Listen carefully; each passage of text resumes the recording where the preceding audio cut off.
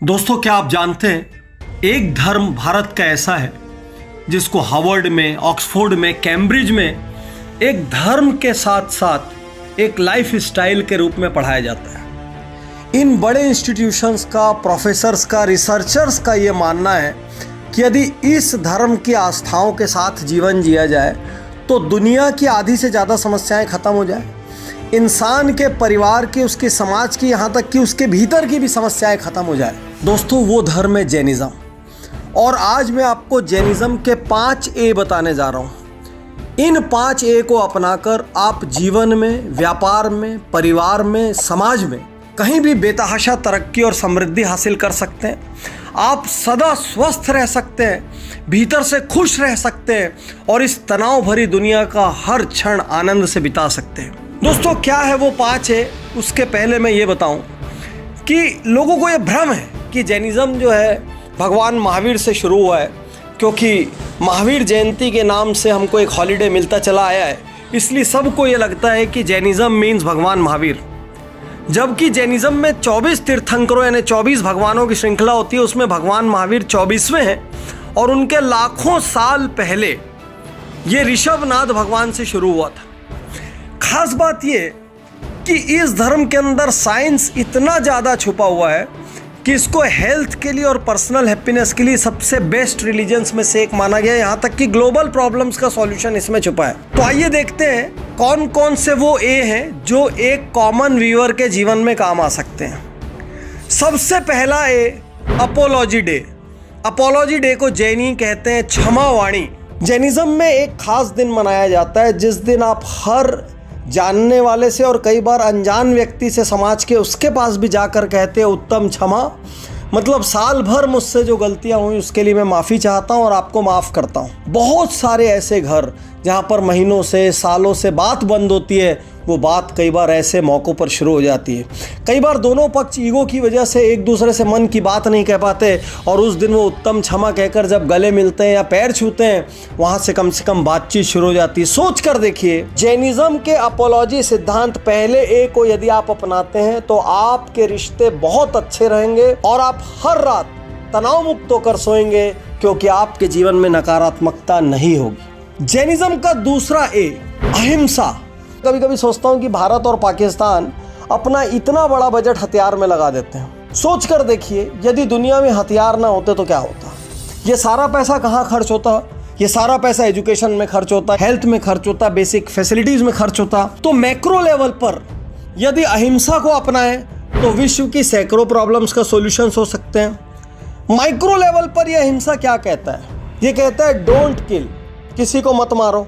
Jainism में एक चींटी चूहे को भी नहीं मारते, घर में चूहा मारने की दवाइयाँ भी नहीं रखते, क्योंकि चूहा मारने से भी दोष लगते हैं। चूहा कपड़े को काट जाए वो ठीक है, लेकिन चूहे को नहीं मारेंगे। लेकिन अहिंसा का सबसे ब्यूटीफुल चीज़ क्या है? सबसे ब्यूटीफुल चीज़ है non violence even in speech, यानी आपने मुंह से भी किसी को गलत बोला तो भी वो हिंसा है।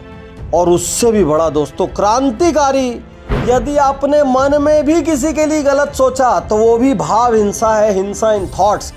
तो जब आप सोचिए कि धीरे धीरे आपके सबकॉन्शियस माइंड में हिंसा का ये फॉर्मेट हो जाएगा, तो ना आप मन से किसी के लिए गलत सोचेंगे, ना मुंह से गलत बोलेंगे और ना ही किसी को हर्ट करेंगे। तो अहिंसा को हम जितना ज़्यादा डीप रूटेड अपने भीतर करेंगे, उतना हम किसी को भी हर्ट करने से बचेंगे और जीवन बहुत ज़्यादा सुखमय होगा। ग्लोबली सैकड़ों समस्या, गल्फ से शुरू करके, चाइना से शुरू करके, जहाँ जहाँ पर भी वर्ल्ड में हिंसा के हॉट स्पॉट्स बने हुए हैं, आप ये मान के चलिए यदि अहिंसा की डॉक्ट्राइन स्प्रेड होती है तो विश्व एक बहुत अच्छी जगह बनेगा रहने के लिए, a better place to live. तीसरा ए, जिसको दुनिया भर में गूगल से लेके माइक्रोसॉफ्ट तक सब प्रैक्टिस कर रहे हैं, जिसको बड़े बड़े जनरल इलेक्ट्रिक से लेके मर्सिडीज तक सारे कॉरपोरेशंस अपनी ट्रेनिंग्स में यूज करते हैं, उसका नाम है अनेकांतवाद।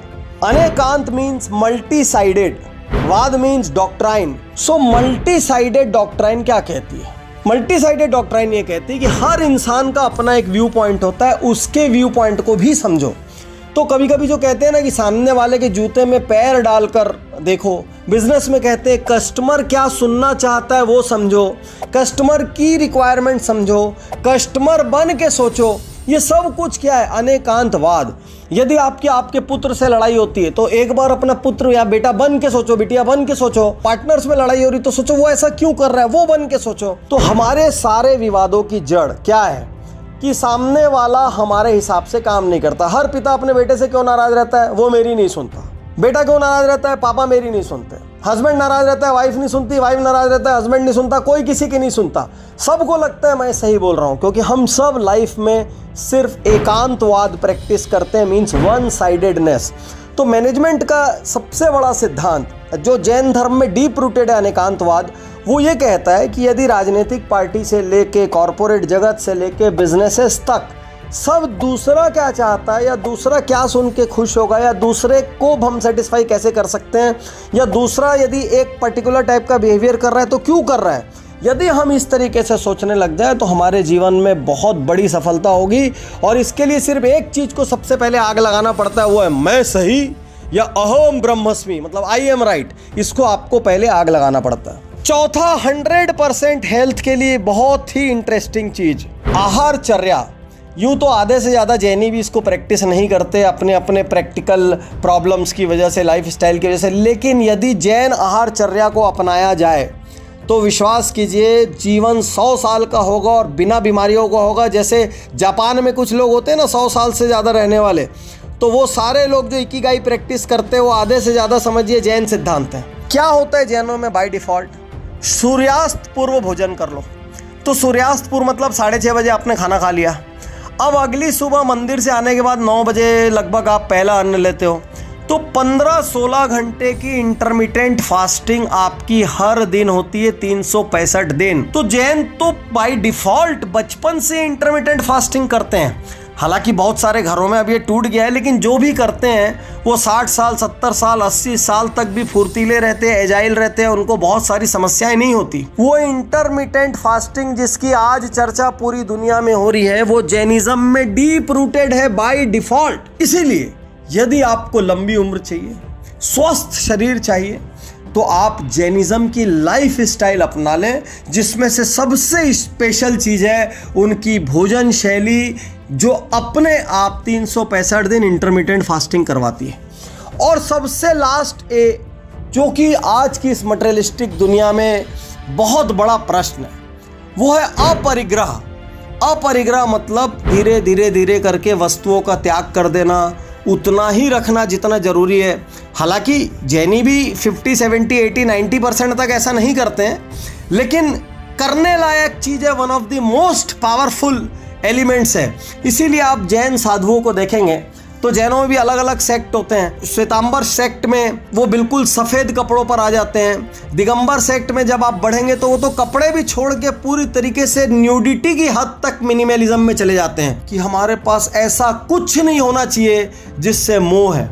आज सारी दुनिया में मिनिमलिज्म की बात चल रही है। लोग कहते हैं उतना ही रखो जितना ज़रूरी है, बाकी सब वेस्ट है। जितना ज़्यादा ताम झाम पालोगे उतना ज़्यादा उसको मेंटेन करने का टेंशन, उसके लिए अर्न करने का टेंशन, अर्न करने के लिए गलत करने का टेंशन। तो जैनिज्म कहता है अपरिग्रह, मतलब उतना ही रखो जितना ज़रूरी है, बाकी जितना एक्स्ट्रा है उसको दान करते चले जाओ। क्योंकि आज हमारे असंतुष्ट रहने का मेन कारण क्या है? दूसरे के पास एक्स मॉडल की गाड़ी है, हमारे पास नहीं है। दूसरे के पास इतना बड़ा बंगला है, हमारे पास नहीं है। उसका बच्चा इतने बड़े स्कूल कॉलेज में जाता है, हमारा नहीं जाता। उसके पास इतनी बढ़िया ज्वेलरी है, हमारे पास नहीं है।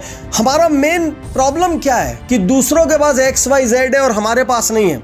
यदि यही अपरिग्रह या मिनिमलिज्म हमारी लिविंग फिलॉसफी होती तो इनफैक्ट हम ये परेशान हो रहे होते कि भाई मेरे पास ज़्यादा क्यों है भाई, कम कर जरा। तो मैं आज आपसे कहना चाहता हूँ कि यदि जैनिज्म के 5 प्रिंसिपल्स, 1 अपोलॉजी डे, 2 अहिंसा, 3 अनेकांतवाद, 4 आहारचर्या, 5 अपरिग्रह, ये 5A बहुत सिंपल 5 है। यदि आप याद रख ले, आप किसी भी धर्म के हो, पंथ के हो, भाषा के हो, बोली के हो, देश के हो, इससे कोई फर्क नहीं पड़ता। यदि हमको एक शानदार अद्भुत जीवन चाहिए जिसमें खूब हैप्पीनेस हो, जॉय हो, पीस हो, जिसमें खूब सारा सक्सेस भी हो, लेकिन उस सक्सेस के रास्ते में बहुत कुछ गलत ना करना पड़े, तो जैनिज्म एक आइडियल लाइफ स्टाइल है। दुनिया की टॉप मोस्ट यूनिवर्सिटीज़ ने जैनिज्म को एक लाइफ स्टाइल के रूप में दुनिया की बेस्ट लाइफ स्टाइल्स में से एक कहा है। तो आपको इसमें से सबसे अच्छा क्या लगा, आप क्या अपनाना चाहते हैं ये मुझे ज़रूर से ज़रूर बताएं। शुक्रिया, धन्यवाद, थैंक यू।